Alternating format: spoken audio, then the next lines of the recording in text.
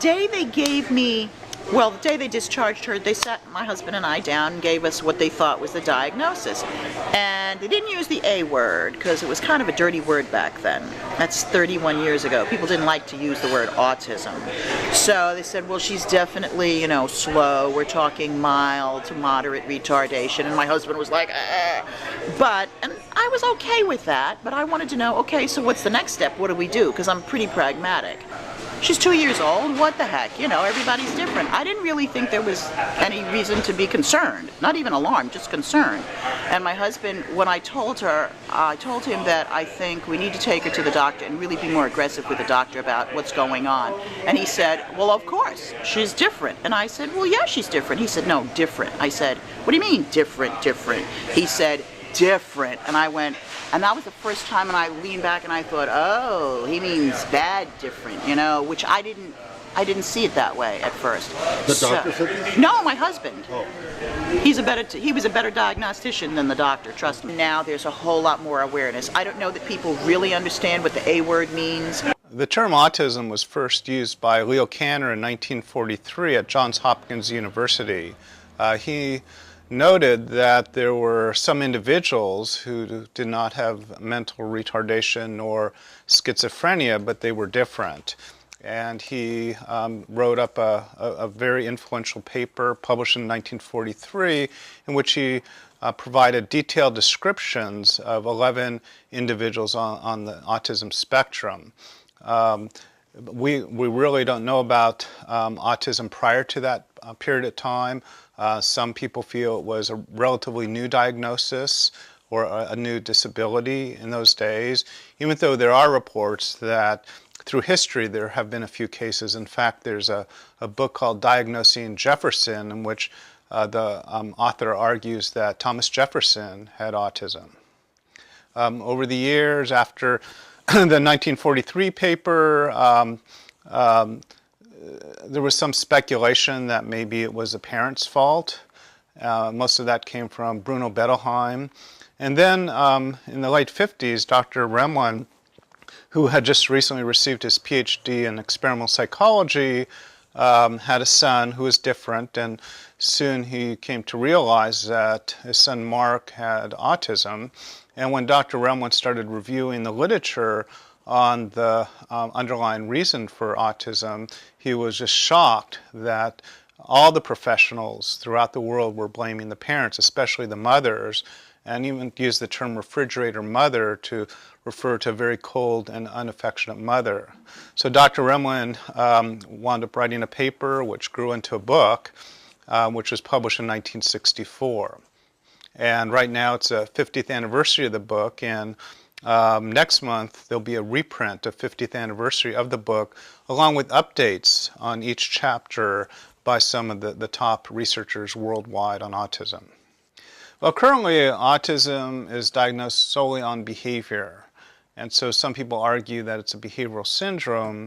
However, it's very clear from the research, especially starting in the 70s, and a lot of it was inspired by Dr. Remlin and his work in the 60s, that there are neurological impairments. We know that there's certain areas of the brain, such as the hippocampus and the amygdala and the cerebellum.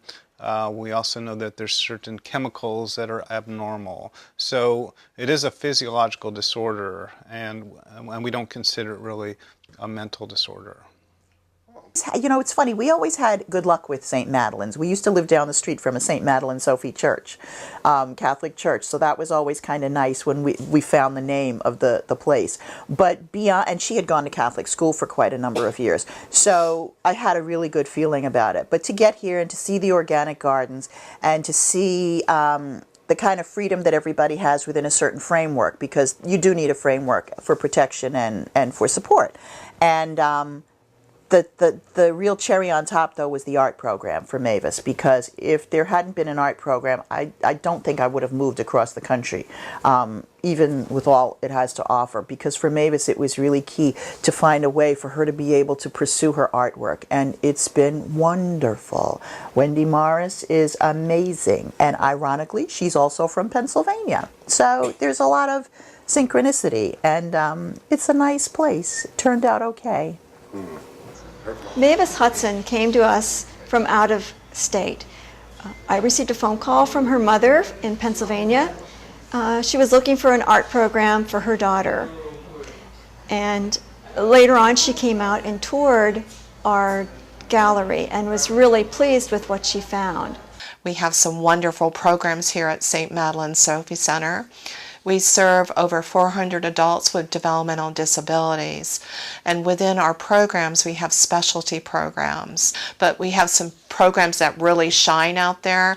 It's our arts program, Sophie's Gallery. We have 2 of them right now, one in downtown El Cajon, which is a working gallery. Our students go down there all week. Twice a day we send different groups. She doesn't paint as much as she used to. She's really into the mosaics right now. Okay. She loves the mosaics. Oh.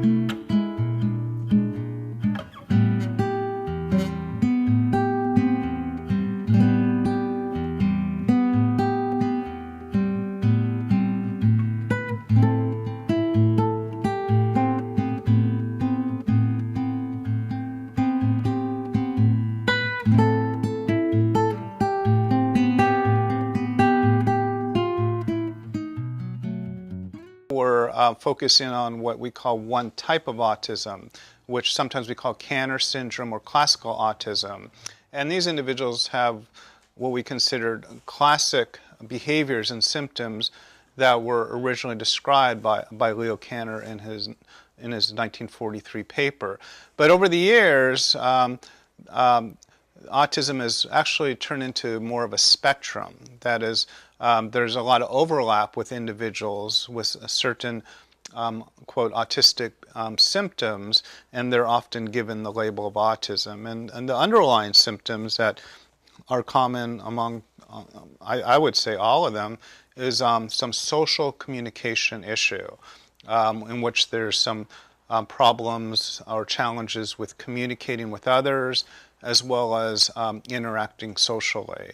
I've never met someone with autism who I consider having no issues regarding both communication and social.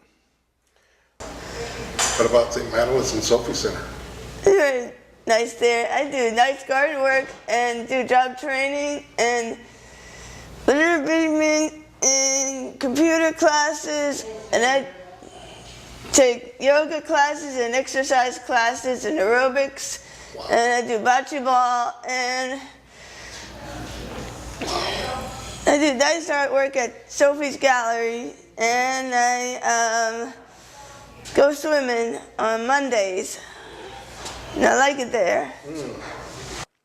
Well, an individual can't have autism without any other diagnosis. And there's a lot of chatter out there. I don't know if it's true that possibly Bill Gates might have autism.